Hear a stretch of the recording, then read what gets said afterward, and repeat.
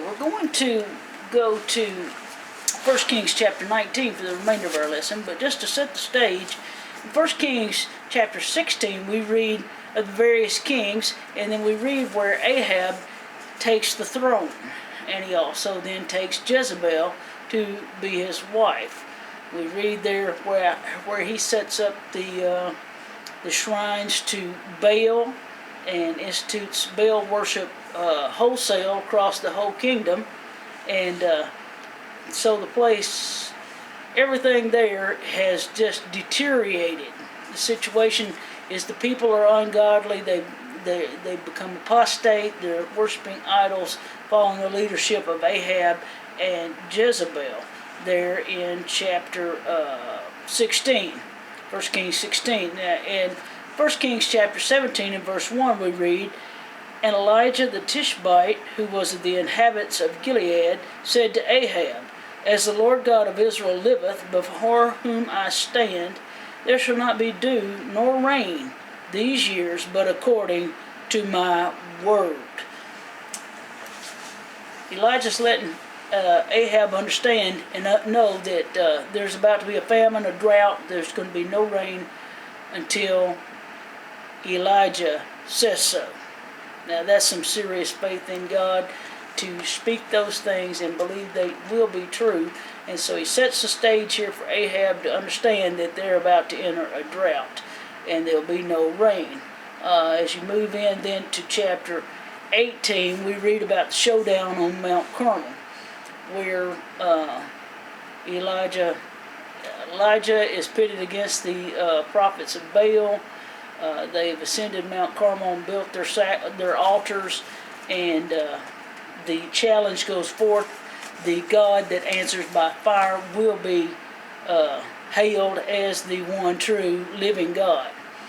And you see all this taking place in the prophets of Baal. They cut themselves, they holler, they scream, they do all these things trying to awaken their God, and of course we know that was to none avail.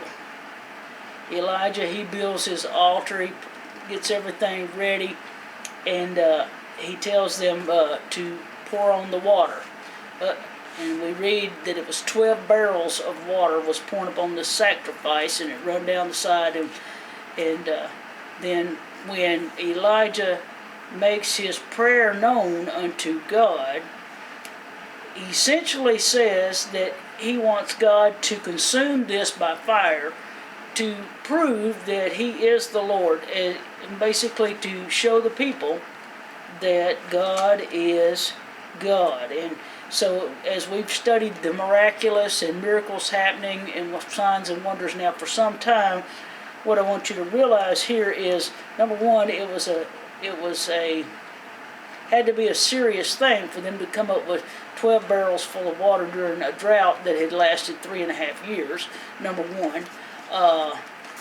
For them to actually heed Elijah and pour that out on the sacrifice or up on the altar, for them to comply with that, something was taking place. And yet then for Elijah to express that this is how this needed to go, he had faith that this would take place. So as the account goes, we know that God answered by fire, burned up the sacrifice, and King James says licked up all the water. And at this point then Elijah tells Ahab, you better get on out of here. Eat and drink and get on out of here, for I hear the sound of the abundance of rain. And at this time no one's hearing that except Elijah.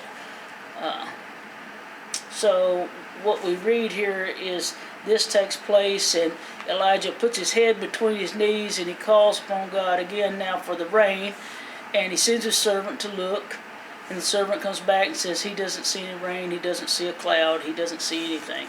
And Elijah sends him 7 times, and on the 7th time is when the servant comes back with the reply, I see a cloud the size of a man's hand.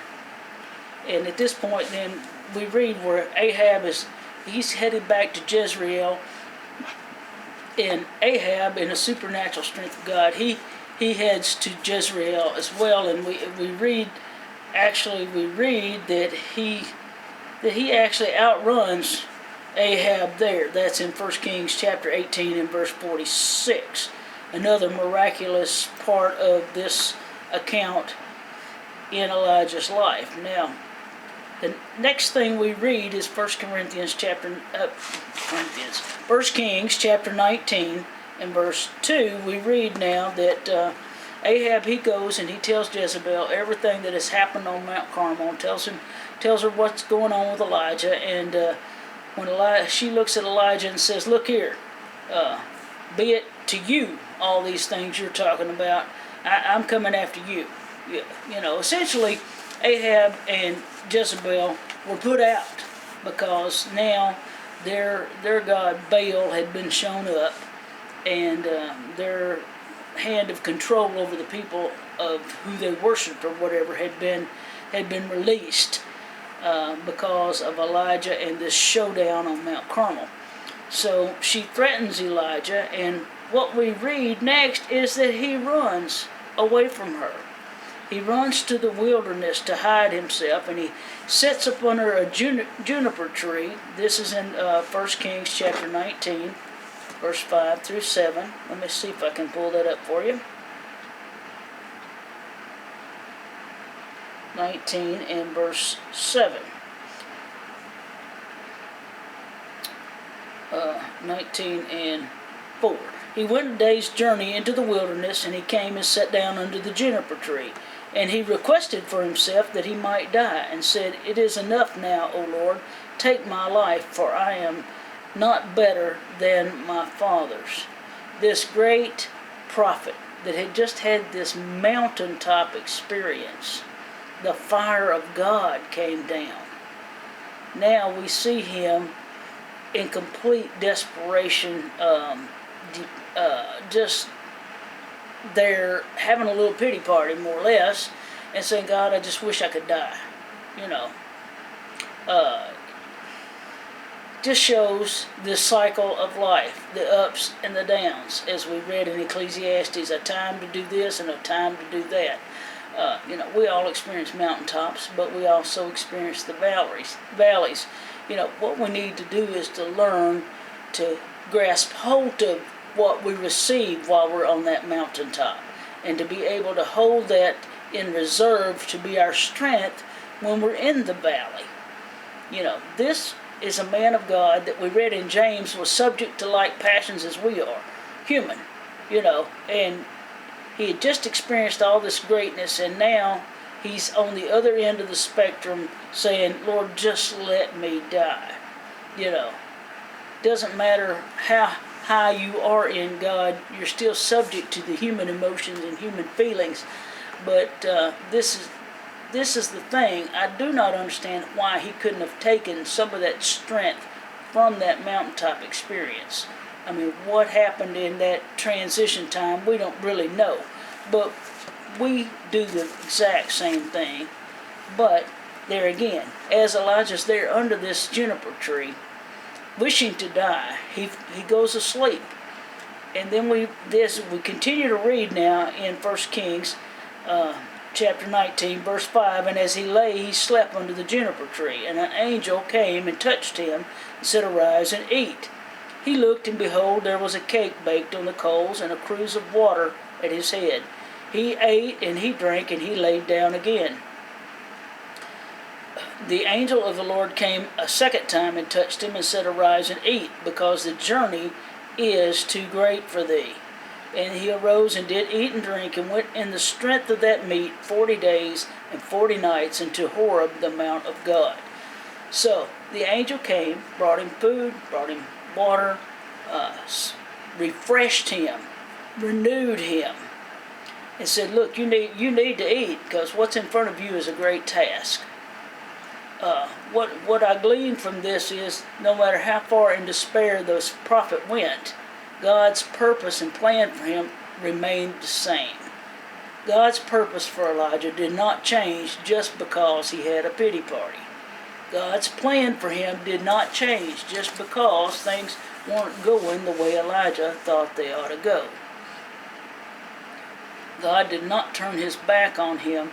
He instead sent an angel to encourage him, to strengthen him, to urge him to eat and prepare him for what lay ahead.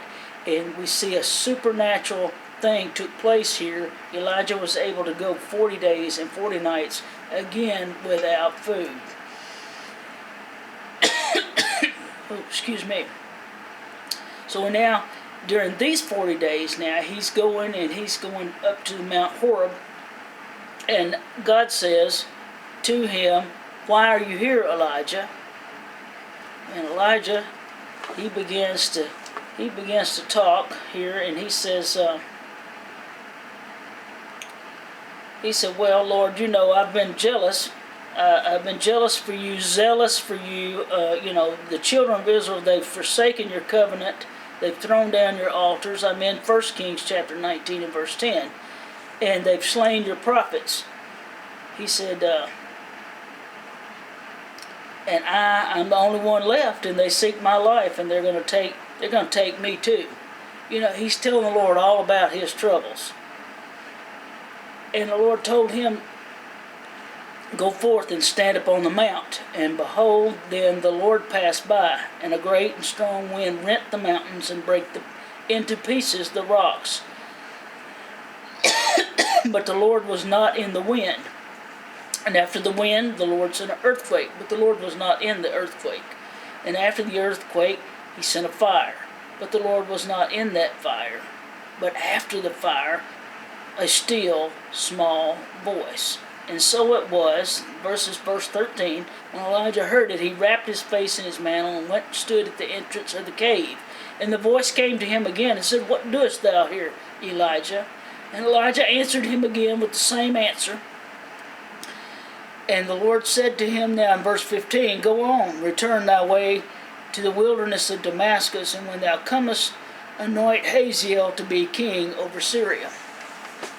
The Lord goes on to tell him another king to anoint, and also tells him to anoint Elisha in his place as the prophet. So the task, the purpose for Elijah did not change just because he had a pity party. It did not change just because things did not go his way. He was in the valley. But in that valley, God sent exactly what he needed to strengthen him for the journey to carry out the purpose that was set before him. Sometimes when we're in that earthquake or that fire or that wind that's ripping us apart, so to speak, we don't necessarily hear God. We long to hear him and don't understand why we can't hear him. But he will come to us, even in a still small voice. But what it takes is for us to wait, for us to be patient, to obey what he's told us to do, but be still and listen. Tune our ears to listen for his voice. Don't be discouraged when you can't hear him in the midst of your trial. Sometimes the trial is just entirely too much for us to hear him. Sometimes it's too much, we can't even focus on the Lord or focus on reading his word. But it's in those times when you need to think back to the mountaintop. Think back to the times of victory. Think back to your healing. Think back to many answered prayer. Recall those. Begin to recall those. Rehearse them to yourself. And they will strengthen you for the purpose at hand. They will strengthen you for the days ahead. Your miracle is still going to come to pass. The answers are still going to come to your prayers. You will be encouraged. You will find the mountaintop again. I encourage you, while you're in the valley, rehearse your mountaintop experiences. Rehearse those answered prayers. Speak to yourself in psalms, hymns, and spiritual songs, as the New Testament writer says. Encourage yourself in the Lord. You'll find that mountaintop again. And certainly you will face more valleys. But your purpose will be fulfilled. The Lord has a purpose for you, and he will accomplish it and give you what you need to accomplish that task. Amen.